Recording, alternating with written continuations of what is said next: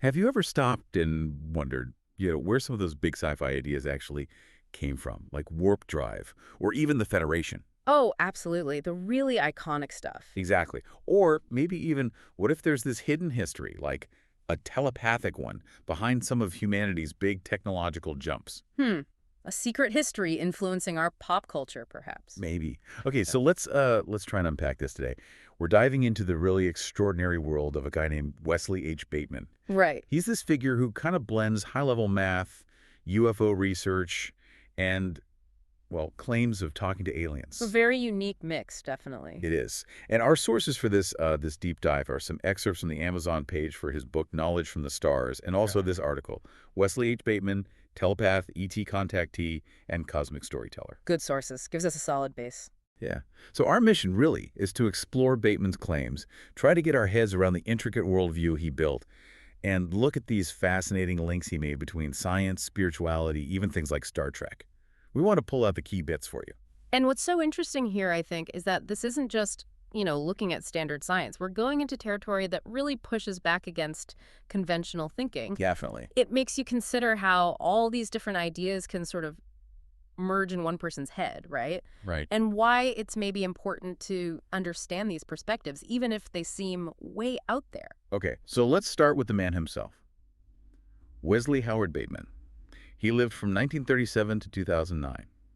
And importantly, he wasn't just some random guy. He actually held a PhD in mathematics. Which makes his path even more intriguing, doesn't it? That rigorous background. Right. But his core identity, according to our sources, was as an American UFO contactee and self-proclaimed telepath. That's the label, yeah. And this whole journey apparently kicked off for him back in 1963. That's when he said he first started communicating telepathically with ETs he called the Federation. 1963. So right in that era of, well, a lot of cultural shifts and interest in the unknown. Exactly. Imagine just starting to receive information like that. Mm-hmm. And there's a key point here in how Bateman described his experience. He was very clear, apparently. Oh, yeah. Yeah, he distinguished his telepathic communications, which he saw as a real exchange of information with physical ET beings, from what people usually call channeling. Okay, so not like a spirit talking through him. No, exactly. He described channeling as, an energy or spirit entering someone's body. His claim was more like a mental conversation, a direct link with physical aliens. That specificity is really important for understanding his perspective. That is a critical difference. And something else that might surprise you listening. Bateman was involved in UFOs way before this contactee stuff became Oh, popular. really? How early? Our sources say he was a pioneer in the UFO research field back in the 50s and early 60s. Wow, so he had years of research under his belt already. Yeah, long before the Star Trek claims we'll get to. So he was deeply immersed in the topic for like decades before sharing his more personal contact claims. He had a history with the subject. That adds another layer, definitely. He wasn't just an overnight sensation, so to speak. Not at all. Okay, so here's where it gets, for me, really fascinating.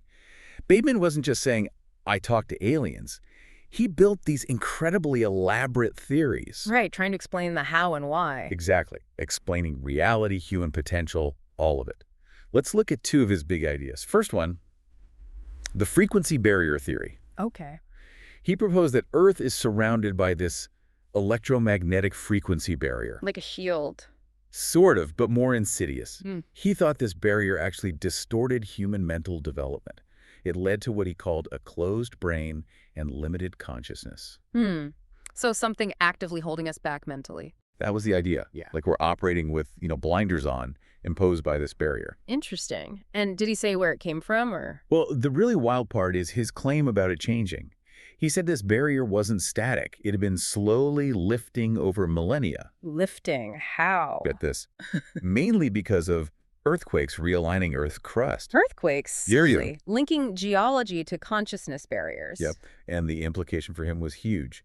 This gradual lifting was why we suddenly had technological progress and why contact with ETs even became possible. Wow. Okay, so if we try to connect that to a bigger picture, Yeah. this theory is basically a whole new narrative for human history, right? It suggests our progress isn't just us figuring things out. Right, it's tied to this external cosmic thing changing. Exactly. It's like our scientific leaps, our evolution, are a result of this barrier weakening, this Yeah. energetic shift linked to the planet itself. It kind of removes pure human agency as the sole driver. It completely reframes it. Okay, theory number 2. This came later in his life.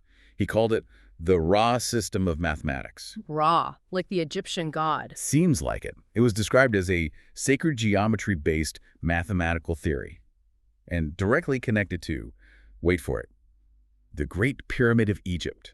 Okay, pyramids, math, sacred geometry. He's weaving a lot together there. He really is. Sacred geometry, for anyone maybe not familiar, is this idea that, certain shapes and proportions are fundamental to the universe's design. Like the blueprint of reality found in nature and ancient structures. Exactly. And Bateman's big claim here, he said he used this Ra system, his special math, to actually decode alleged extraterrestrial radio signals and crop circle messages. Whoa, so not just a theory, but a practical tool in his mind. A key to unlock alien communications hidden in signals and patterns. That's what he claimed, linking ancient Egypt to modern UFO mysteries through this unique mathematical lens. This really shows his multidisciplinary thinking, doesn't it? Absolutely. He's blending ancient history, complex math concepts, and current paranormal phenomena. It's like he's searching for a universal language. A hidden code. Yeah, a code accessible through these specific mathematical insights he believed were embedded in places like the Great Pyramid. It suggests this deep underlying order connecting everything if you just have the right key, like a cosmic Rosetta Stone. The cosmic Rosetta Stone. I like that. Okay, now for the claim that probably gets the most attention, especially for sci-fi fans. I think I know where this is going. Bateman's alleged connection to Star Trek. Right, the big one. So, after staying quiet about the details for decades, Bateman apparently finally went on record. He claimed that his experiences, the ideas he was getting telepathically, Yeah. were passed directly to Gene Roddenberry, Star Trek's creator, and also writer Gene Kuhn. Directly passed on. That's a huge claim against the standard history of the show's creation. It is. And he wasn't vague about it. He said key Star Trek concepts came from his proposals. Like what specifically? Our sources mention the Federation itself, warp drive, and the Prime Directive. Wow. Not minor details. Those are like core pillars of the entire Star Trek universe. Exactly. Concepts that have shaped how millions think about the future, space travel, ethics. That's incredible if true. Did he offer any, proof? Well, beyond his assertion, there's this intriguing little bonus factoid he mentioned. Oh, what? He claimed Roddenberry named characters after his daughter as a sort of nod, an honor, specifically Deanna Troi. Deanna Troi. Named after Bateman's daughter. That is specific. Adds a very personal layer to the claim. It does. Now, look, this raises a really big question, right? We can't just verify this based on what we have here. No, definitely not. But the claim itself is fascinating. It shows how powerful ideas can spread, whether it's direct influence, like Bateman claimed, or just ideas floating in the cultural air at the time, Yeah, the zeitgeist. Right. It taps into that desire we have to connect something extraordinary, like alleged ET contact, with something beloved and popular, like Star Trek. It blurs those lines between claimed reality and creative inspiration. Absolutely. So Bateman didn't just talk about these ideas. He wrote them down. He wanted to share his worldview. He published books. Several, yeah. Niche books, but they allowed people to dive deeper. Obviously, there's Knowledge from the Stars, published July 1st, 1993. Pretty concise, 175 pages. Okay. But there were others, too, like Dragons and Chariots, an explanation of extraterrestrial spacecraft and their propulsion systems from 91. Sounds like he got into the technical side. Seems like it. And the Rods of Amun-Ra, the Ra system, and the Great Pyramid of Egypt in 92, expanding on that math stuff. Right, linking back to the pyramid theory. And then through Alien Eyes in 2000. Hmm.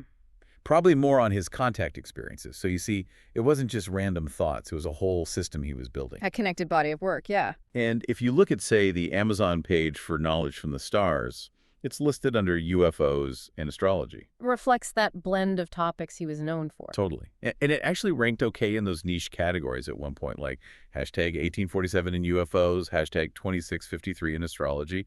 Not a bestseller, but definitely found its audience. Which suggests people were resonating with that particular synthesis of ideas. Seems so. And the About the author bits in our sources, they give even more flavor. They talk about his contact happening from an open state. What does that mean exactly? Well, he contrasted it with what he called Earth mankind's frequency barrier caused closed brain and limited consciousness. So he believed he was operating on a higher, clearer frequency, essentially. Ah, okay. Unimpeded by the barrier he described. Precisely. Yeah. And he claimed to offer 30 years of ongoing information, not just a one-off thing. 30 years is a long time. It is, and covering this huge range, ETs and evolution, a whole universal symbolic language, even details like the 3 trading houses of this system in our galaxy. Trading houses.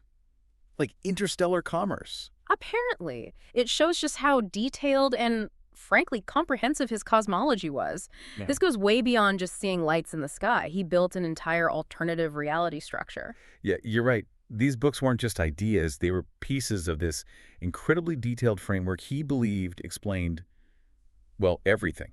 The universe, our place in it, where we're headed.